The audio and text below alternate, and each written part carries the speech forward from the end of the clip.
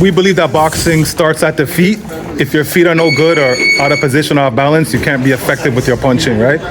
So this particular punch is called a check hook. We're gonna start with pointing that heel out to the side. Boom, right? And then we're gonna push off that rear leg and then get out of harm's way. Boom, then spin. Boom, that's it, good. All right, so before we add the actual hook, we're just gonna do the movement, which is from the feet, pivoting his body out of harm's way, and also using his shoulder as another backup form of defense, right? It's a movement, it's also with the shoulder. So I'm gonna come with a straight right hand, he's gonna pivot with that shoulder up. Boom. Like get his footwork again. Let them know how the pivot works. Go back. So that heel comes out, but allows him to move his hips. Oh. Boom. So let's go into real time now.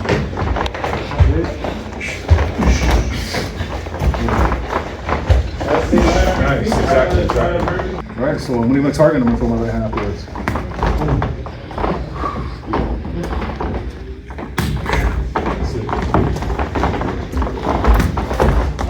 All right, guys, so I'm gonna explain the difference between the Cuban check hook and the American check hook.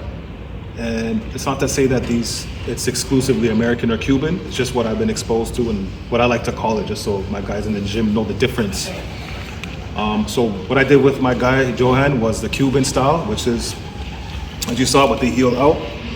Okay, that's the foot position, right? Heel out, and then pushing off that back leg, and then turning.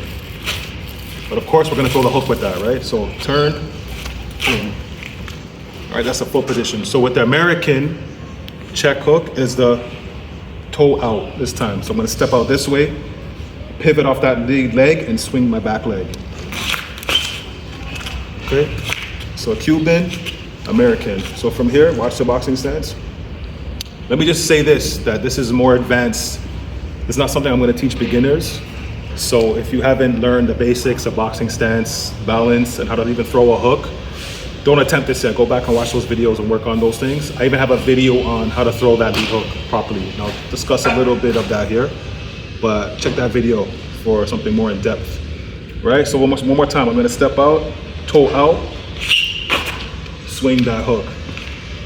Okay, so that's the foot position. When we're talking about the fist position, two ways to throw that hook. Number one, with the thumb facing you that way, right? Or the thumb up. I don't really make a big deal of it. It's just whatever feels comfortable and natural for you. So however you want to throw, just make sure that fist, the thumb is this way, the thumb is that way. This way is better for preventing a bad habit of slapping.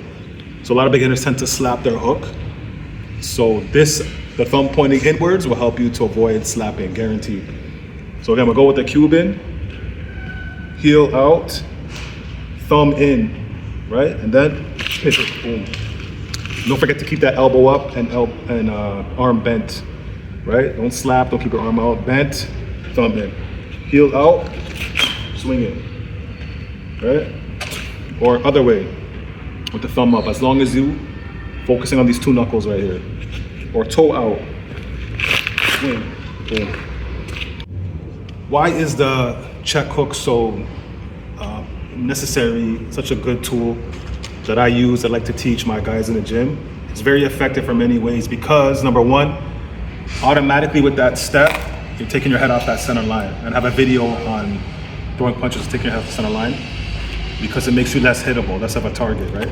So when I'm stepping off to the side, my head is immediately off that center line, and then I can pivot, boom, right? Also, I'm getting an angle. So in boxing, you don't always want to take on your opponent head on. You want to fight on angles, right? Or get into angles where you can hit them, but they can't hit you, right? So number one, I'm taking my head off the center line. Number two, I'm getting an angle on my opponent. So when is the best time to use this check hook? Good at the center of the ring to use that check hook, or I also like to use it to escape off the ropes.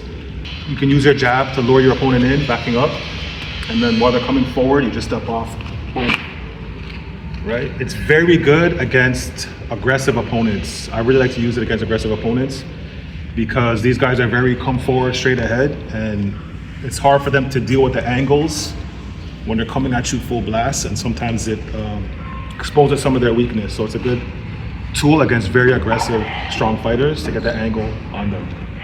Good at the center of the ring, Go down the ropes. Why at the center of the ring? Because in boxing, especially amateur boxing, you need to get into a habit of being the ring general, staying in the center of the ring and fighting from the center. So the check hook helps you to get those angles and maneuver back to the center of the ring, as opposed to just ending back up on the ropes all the time.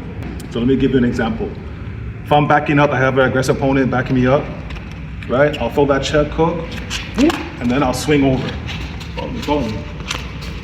And then boom, here you go, I'm in the center of the ring again. So you don't want to just throw the hook and just do nothing afterwards. You want to take control of the ring. The check hook is great for finishing combinations. So it could be 1, 2, 3, or the 1, 6, 3, or the 2, 3.